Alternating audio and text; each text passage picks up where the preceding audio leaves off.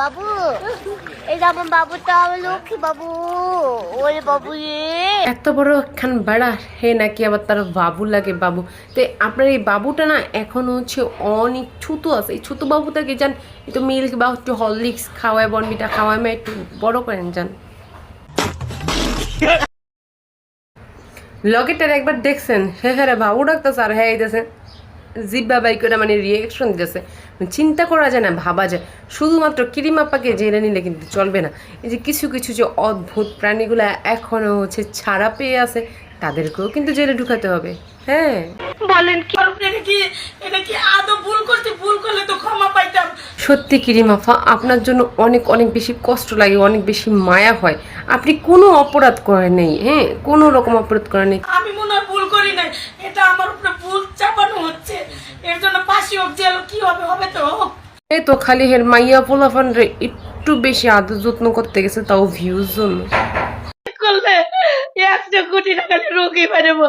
আহারে তার ভিতরে এত এত রোগ ভর্তি, এই রোগ তো মনে হয় বিক্রি করলে এত নানান রোগে আক্রান্ত, তাও বড় বড় রোগে আমি আক্রান্ত। মানে তার ভিতরে শুধু ভাই অসুখ মানে রোগ না, তার ভিতরে আছে এত এত অদ্ভুত কাণ্ড কারখানা, যেগুলোর জন্য সে হচ্ছে ভাইরাল হতে পারে। আর ভাইরাল হওয়ার পরে এই অবস্থা হয়ে যেতে পারে। শুধু আমার শরীরে ক্যান্সারটা ঢুকে নাই। 1 নাম্বার তার রোগের নামই হচ্ছে ভাইরালের রোগ। আমি বিশ্বাস করি না। এই মাফামনির সবচাইতে বড় রোগটার নাম হইতেছে গিয়া ভাইরাস টিকটকার রোগে হচ্ছে আক্রান্ত। তাছাড়া সব রোগ আমার শরীরে আছে। এই রোগের একমাত্র ওষুধ, নিজে তো পাগল হইব, নিজের ফ্যামিলিতে যতগুলো মানুষ আছে সবগুলো একসাথে নিয়ে হইতেছে পাগল হইব। আর তার সাথে যা হয়েছে তার আমি 100% বলবো ভালো হয়েছে। কারণ একটা বাচ্চা সে যা করতেছে তা তো হচ্ছে আর বলার বাহিরে কিছু বলবো না। কিন্তু এটা বাচ্চা হচ্ছে নিজের পরিবার থেকে সবার আগে সব কিছু শেখা শুরু করে। তার বাচ্চা 2 দিন পরে মেন্টালি সিক হয়ে যেত। তার বাচ্চা তার কাছ থেকে এতটুকু পরিমাণ হচ্ছে কিছু শিখতে পেত না। তার কাছে শিখতো মা কীভাবে হচ্ছে ঢাকনা দিয়ে হচ্ছে নিজেকে আড়াল করে রাখবে, কিভাবে হচ্ছে এগুলো করতে করতে তার বাচ্চা একদিন অসুস্থ রুগীতে পরিণত হয়ে যেত। আর কিছু এখানে বলার মতো খুঁজে পাচ্ছি না। স্কুলে ভর্তি করার আগে বাচ্চারা সবচাইতে বেশি শিখে হচ্ছে নিজের মা, নিজের বাবা, নিজের পরিবার থেকে।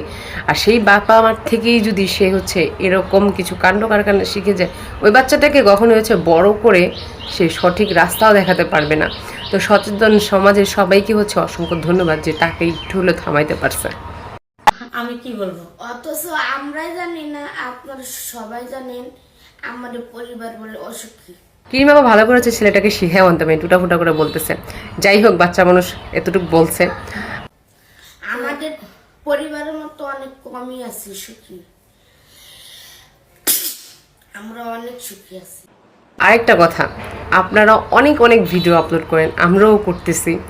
হ্যাঁ হ্যাঁ হ্যাঁ, আপনার বাচ্চাকে আপনি যা শিখাচ্ছেন এটাই তার ভবিষ্যৎ, এটাই হচ্ছে তার নলেজে থাকবে।